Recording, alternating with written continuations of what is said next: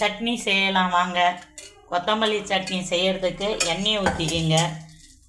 உளுத்தம்பருப்பு கொஞ்சம் போட்டுக்கோங்க, கடலப்பருப்பு கொஞ்சம் போட்டுக்கோங்க. போட்டு கொஞ்சம் வதக்கி விடுங்க. வதங்கின பின்னால்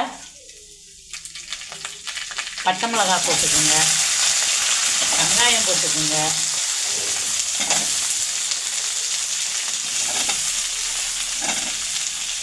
கொத்தமல்லி சட்னி செய்கிறதுக்கு பச்சை மிளகா போட்டுக்கோங்க, காஞ்ச மிளகா போடாதீங்க. அப்போ தான் சட்னியும் கொஞ்சம் டேஸ்ட்டு கொஞ்சம் தூக்கி கொடுக்கும். காஞ்ச மிளகாயில் ஒரு டேஸ்ட்டு வரும், பச்சை மிளகாயில் ஒரு டேஸ்ட்டு வரும். சட்னி நல்லா வதங்கட்டும். வெங்காயமும் பச்சை மிளகாயும்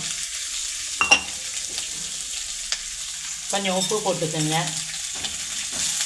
உப்பு போட்டிங்கன்னா வெங்காயம் சீக்கிரம் வதங்கும், அதுக்காக தான் உப்பு போட சொல்கிறது. இஞ்சியும் பூண்டையும் போட்டுக்குங்க. இஞ்சி பூண்டும் வதங்கட்டும். தக்காளி சேர்த்துக்குங்க. தக்காளி சேர்த்து தக்காளி கொஞ்சம் வதங்கட்டும். தக்காளி சேர்த்து கொஞ்சம் வதங்கின பிறகு கொத்தமல்லி தழையை சேர்த்துக்குங்க. கொத்தமல்லி தழை தான் கொஞ்சம் நிறைய இருக்கணும். ஏன்னா கொத்தமல்லி சட்னிக்கு கொத்தமல்லி தழை சேர்த்தா தான் ரொம்ப டேஸ்ட்டாக இருக்கும். கொத்தமல்லி சேர்த்துக்கின பிறகு புளி சேர்த்துக்குங்க. நல்லா வதக்கிட்டு சட்னி அரைங்க. எல்லாம் வதங்கினதுக்கு பிறகு தேங்காய் போட்டுக்குங்க. தேங்காய் போட்டு ஒரு வதக்கி சட்னி ஆறட்டன்னு அரைங்க. சட்னியை அரைச்சிக்கிங்க.